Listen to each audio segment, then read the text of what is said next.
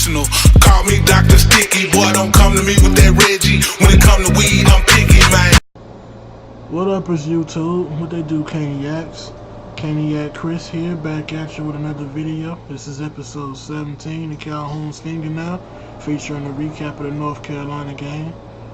This was Miami redshirt freshman QB N'Kosi Perry's first start. He received his first start in college football last week after Coach Rick refused to name a starter all week long, leading all the way up to the actual first offensive snap of the football game. Kept everybody in the dark about it. The Hurricanes faced off against UNC Tar Heels to open up conference play, technically our first big / important game, so to speak, since LSU. We did win the game, 47-10 was the final score. Our defense played lights out for the most part. Seems like for the first time all year, the linebacking unit caught up to the playing level of the D-line and secondary, and the results were phenomenal.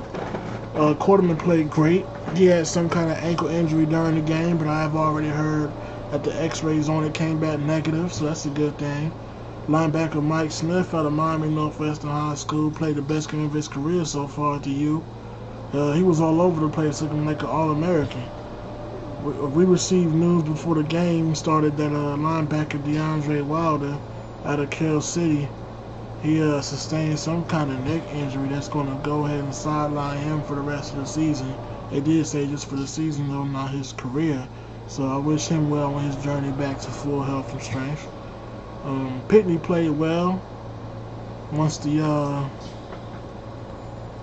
defense figured out that little four-back formation UNC pulled out their ass on us.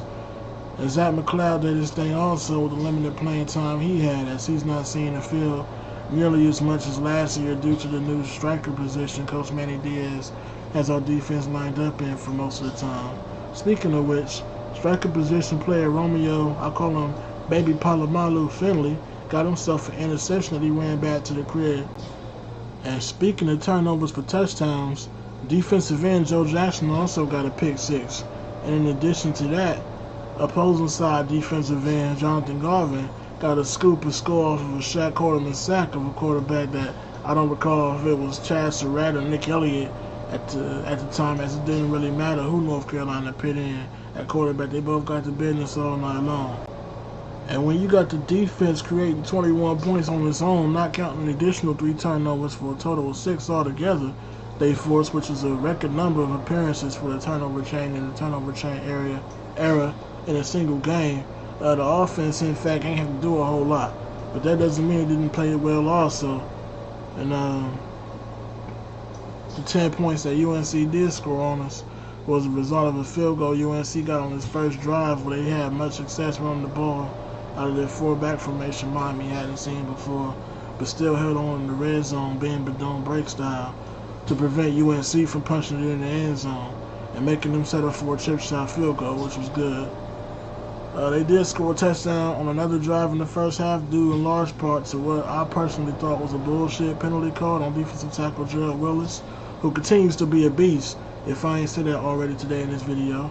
After a tackle for loss on third down, but would have got UNC's offense off the field, Willis was called for an unsportsmanlike conduct penalty after a play, which kept the drive alive for UNC, and that was all they really needed to continue marching down the field against a real Miami defense. And UNC QB Chad Surratt was able to run for a touchdown, giving them the 10 points they finished the game with.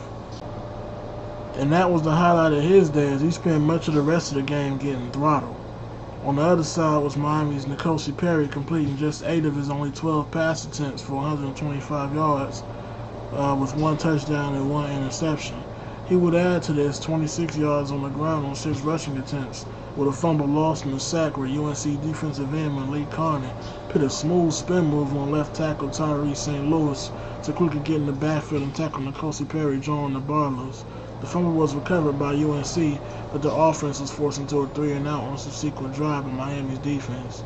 Perry's interception would come on a play. He tried to zip it in to wide receiver Mike Harley like he did successfully in last week's game. That was one of his noted scary throws. This time the ball was tipped, and one of the defenders came down with it for what would be Perry's only other flaw in the game.